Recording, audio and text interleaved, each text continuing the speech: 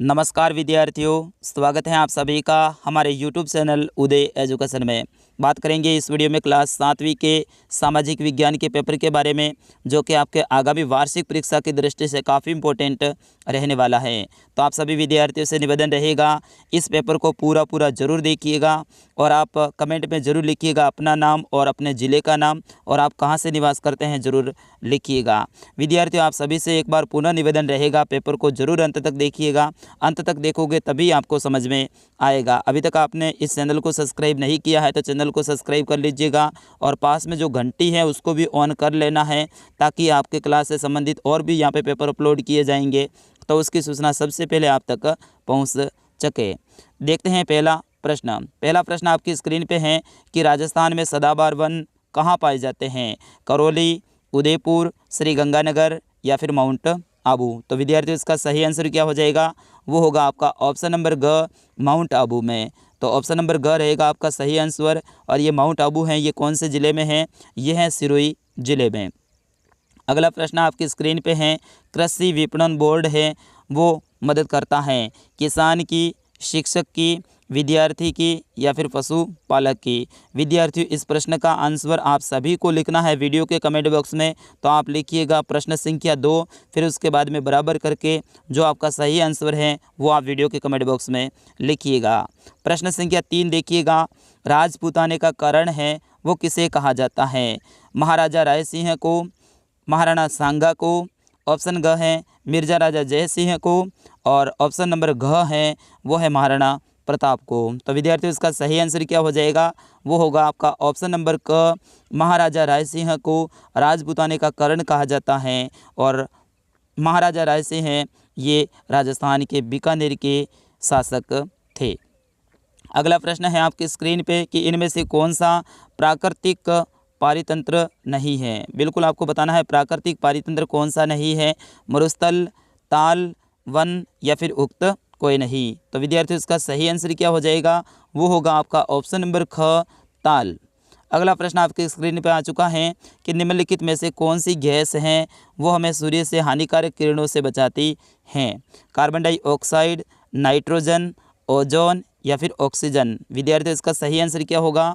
इसका सही आंसर होगा आपका ऑप्शन नंबर ग, ओजोन गैस है वो हमें सूर्य से आने वाली जो हानिकारक किरणें हैं उससे हमारी रक्षा करती हैं। तो आपका सही आंसर होगा ओजोन गैस। विद्यार्थियों, अभी तक आपने वीडियो को लाइक नहीं किया है तो लाइक कर दीजिएगा। आपका अपना चैनल है, चैनल को सब्सक्राइब जरूर कीजिएगा। हमारा टारगेट है अप्रैल तक 1 लाख सब्सक्राइबर पूरे करने का, तो उसमें आप भी हेल्प कीजिएगा और इस वीडियो को ज़्यादा से ज़्यादा शेयर कीजिएगा।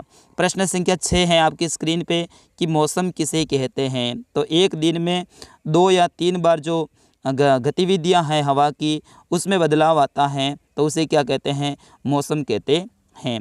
अगला प्रश्न है, खनिज किसे कहते हैं? तो ज़मीन के अंदर दबे जो जीवाश्म हैं उसे क्या कहते हैं? खनिज कहते हैं। खनिज हैं वो धात्विक भी होते हैं और अधात्विक खनिज भी होते हैं और पेट्रोलियम खनिज भी होते हैं। अगला प्रश्न देखिएगा, प्रश्न संख्या 8 आपकी स्क्रीन पे है कि प्राकृतिक पर्यावरण से आप क्या समझते हैं? ऐसा पर्यावरण जो कि प्रकृति में अपने आप विद्यमान है उसे प्राकृतिक पर्यावरण कहते हैं। जैसे कि पेड़ पौधे, पत्थर, पहाड़, नदियाँ, झीलें, यहाँ तक कि मानव और जीव जंतु, ये सभी हैं, ये प्राकृतिक पर्यावरण के अंग हैं। अगला प्रश्न देखिएगा, प्रश्न संख्या 9 आपकी स्क्रीन पे हैं कि पृथ्वी की 3 परतें हैं वो कौन कौन सी हैं? तो विद्यार्थियों, पृथ्वी की 3 परतें कौन कौन सी हैं? सबसे जो ऊपरी परत है उसको क्या कहते हैं? परपट्टी कहते हैं। तो सबसे ऊपरी जो परत है वो परपट्टी, फिर उसके बाद में मेंटल आएगी, फिर उसके बाद में आएगी सबसे जो आंतरिक जो परत है वो है क्रोड। तो ये 3 परतें रहेगी। अगला प्रश्न है प्रश्न संख्या 10, 3 प्रकार की शैलें हैं वो कौन कौन सी हैं? उनके नाम लिखिएगा। तो आग्नेय शैल, अवसादी शैल और कायांतरित शैल। तो विद्यार्थियों, ये 3 प्रकार की शैलें हैं। प्रश्न संख्या 11 आपकी स्क्रीन पे हैं कि प्लेटें क्यों घूमती हैं? तो बिल्कुल इसका भी आंसर है, अगर आपको आता है तो ज़रूर वीडियो के कमेंट बॉक्स में लिखिएगा। कुछ प्रश्न है वो मैं आपके लिए बोनस के रूप में छोड़ रहा हूँ ताकि आप भी उनका आंसर है वो वीडियो के कमेंट बॉक्स में लिख सकें। अगला प्रश्न है, राजस्थान में सिंचाई के कौन कौन से साधन हैं? तो सिंचाई के कई सारे साधन हैं, जैसे कि कुएँ, बावड़ी, नहर, तालाब, झीलें आदि हैं और नदियाँ, ये राजस्थान के सिंचाई के साधन हैं। अगला प्रश्न देखिएगा, प्रश्न संख्या 13 है कि दलहन एवं तिलहन से आप क्या समझते हैं। सबसे पहले दलहन उसे कहते हैं जैसे कि दालें वगैरह हैं, ये क्या है, दलहन है।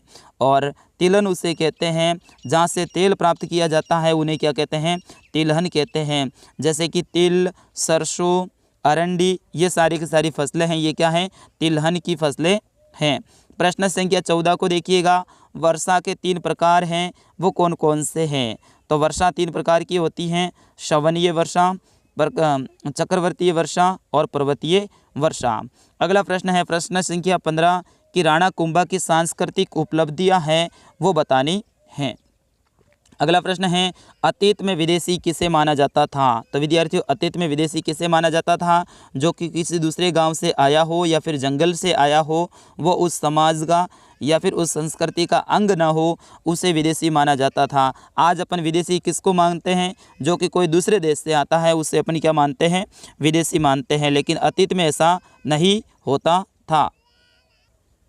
अगला प्रश्न देखिएगा, प्रश्न संख्या 17 है आपके स्क्रीन पे कि किन्हीं 3 किसान आंदोलनों के नाम है वो लिखिए। तो बेंगू किसान आंदोलन, अलवर किसान आंदोलन और साथ ही निमुचना किसान आंदोलन। अगला प्रश्न है वो है आपकी स्क्रीन पे कि ज्वार भाटा क्या है तथा ये कैसे उत्पन्न होते हैं। प्रश्न संख्या 19 है नाना भाई, सोगा भाई और काली बाई की जीवनी के बारे में बताइएगा। अगला प्रश्न है जातियों के मामले हैं वो कैसे नियंत्रित किए जाते हैं। ये आपका जो हमारा अतीत बुक है उसका प्रश्न है। तो विद्यार्थियों, जातियों के मामले हैं वो हर जाति की अपनी अपनी पंचायत होती थी, उसमें एक मुखिया होता था और सारे लोग वो साथ में मिलकर जातियों के जो मामले हैं वो नियंत्रित करते थे। अपनी अपनी जाति की जो पंचायत होती थी उनके अपने अपने नियम भी होते थे। अगला प्रश्न है नए राजवंशों ने स्वीकृति हासिल करने के लिए क्या किया। तो नए राजवंशों ने स्वीकृति हासिल करने के लिए अधिक से अधिक दान किए और हिरण्य गर्भ नामक है एक अनुष्ठान है वो करवाया। कौन सा अनुष्ठान है विद्यार्थियों, हिरण्य गर्भ, ठीक है ना, हिरण्य गर्भ जो नामक अनुष्ठान है वो करवाया। अगला प्रश्न देखिएगा, प्रश्न संख्या 22 है कि मुगलों ने खुद को मंगोल की अपेक्षा है वो तैमूर के वंशज होने पर अधिक बल क्यों दिया।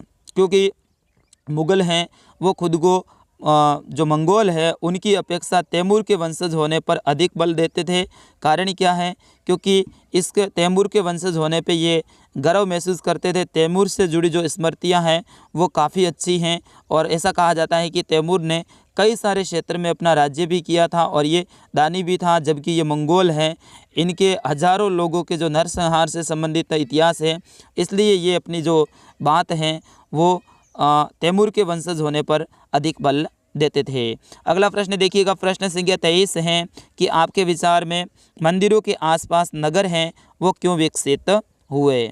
अगला प्रश्न है प्रश्न संख्या 24 और आज का हमारा अंतिम प्रश्न रहेगा कि राजस्थान के उष्णकटिबंधीय कंटीले वन की विशेषता लिखिएगा। ये मरुस्थलीय क्षेत्र में पाए जाते हैं ज़्यादातर और इसमें कांटे होते हैं ज़्यादा और इसकी जो हाइट है वो छोटी होती हैं, जड़ें इनकी हैं वो गहराई तक होती हैं और गर्मी की ऋतु में ये जो वन हैं ये ज़्यादातर अपनी पत्तियां हैं वो गिरा देते हैं। इस तरह से आपको यहाँ पे इनके बारे में विशेषता है वो लिखनी है। तो विद्यार्थियों, ये था क्लास 7वीं के सामाजिक विज्ञान का पेपर। मैं आशा करता हूँ आपको पसंद आया होगा और इन सारे प्रश्नों को आप याद कर लीजिएगा, आपके एग्ज़ाम की दृष्टि से काफ़ी इंपॉर्टेंट रहेगा। अभी तक आपने चैनल को सब्सक्राइब नहीं किया है तो चैनल को सब्सक्राइब कर लीजिएगा और इस वीडियो को आपके फ्रेंड तक आगे भी शेयर कीजिएगा।